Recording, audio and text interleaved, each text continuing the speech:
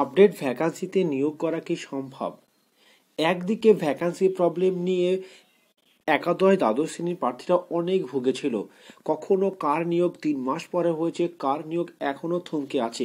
ঠিক এমনই কিছু হতে চলেছে ভ্যাকান্সি প্রবলেম 300 জন মাধ্যমিক উচ্চ মাধ্যমিক পরীক্ষার ক্ষেত্রে। কখনো তারা ডিআই অফিস, কখনো বা বিকাশ ভবন, কখনো বা আচার্য সদন ঘুরে বেড়াচ্ছে, যেখানে খবর আছে 7 থেকে 10টি শূন্য পদ আছে, অথচ মাত্র সেখানে 2জন করে টিচার দেওয়া হচ্ছে। কেন এমন হচ্ছে? আপডেট ভ্যাকান্সি নিয়োগ সম্ভব নয়? এই সমস্ত কিছু নিয়ে আজকের আলোচনা। আমি আইকে, ইউ ওয়াচিং আইকে স্টাডি।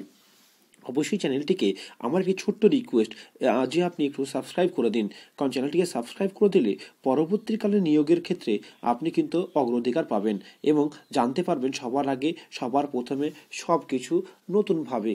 আসুন দেখা যাক আজকের এই খবরটিতে আমাদের এই পত্রিকাটি কি বলেছে তার একটু পরিচয় নিয়ে নিই। ফের শিক্ষক নিয়োগে শূন্য পদ বিভ্রাট, ভ্যাকান্সি আপডেট আদৌ সম্ভব? এই পত্রিকার ভাষা অনুযায়ী শিক্ষক নিয়োগে ফের বিভ্রাট। এবার নবম দশম শ্রেণীতে শূন্যপদ সংক্রান্ত জেরবার কর্তৃপক্ষ। আচার্য সদন সূত্রের খবর, এখন পর্যন্ত নবম দশম শূন্যপদ সংক্রান্ত সমস্যার পড়তে চলেছেন কমপক্ষে 30 জন সফল প্রার্থী। সমস্যা মেটাতে চুপ করে বসে নেই কমিশন। বছর শেষের উৎসবের মাঝেও যুদ্ধকালীন তৎপরতায় কাজ চলছে। কেমন যুদ্ধ কথা তাৎপর্য সেটা আমরা জানি। 6 মাসের কাজ তো আপনি 6 বছরে করছেন। ইতিমধ্যে বেশ কিছু পদক্ষেপ গ্রহণ করা হয়েছে কমিশনের তরফে। শূন্যপদ সংক্রান্ত সমস্যার জেরে ডিআই অফিস, বিকাশ ভবন, আচার্য সদন ও সফল চাকরি প্রার্থীদের জেরবার হয়ে পড়েছেন। কিন্তু এর মধ্যে একটি ইতিবাচক খবর শোনা যাচ্ছে। ভালো করে শুনুন, ইতিবাচক খবর শোনা যাচ্ছে। সূত্রের খবর, বর্তমানে নিয়োগের শূন্যপদ যেহেতু 2015 থেকে 16 অনেক স্কুল 2016 পরে নিয়োগ হলেও 2016 পরে শূন্যপদ ক্রিয়েট হলেও বা সৃষ্টি হলেও নিয়োগ কিন্তু এখনো হয়নি, বা সেই নিয়োগের জন্য চাপ কোনো বাড়ানো হয়নি। এর ফলস্বরূপ কি হয়েছে আমরা একটু দেখে নেব।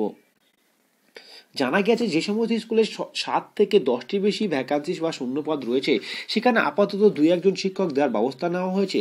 বাকি আসনে ধাপে ধাপে ওয়েটিং থেকে নেওয়ার পরিকল্পনা রয়েছে কমিশনের। এই ক্ষেত্রে ভ্যাকান্সি সমস্যা মেটানোর পর বাকি আসন আপডেট করা হবে বলে খবর।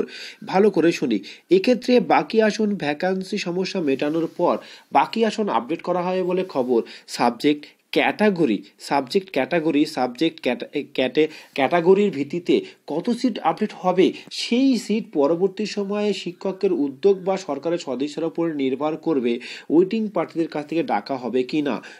এক্ষেত্রে চাকরি প্রার্থীদের একাংশ আশাবাদী ভ্যাকান্সি আপডেট হবে, কিন্তু দেরি হবে। ধাপে ধাপে প্রয়োজন অনুযায়ী শূন্যপদ পূরণ করা হবে বলে খবর।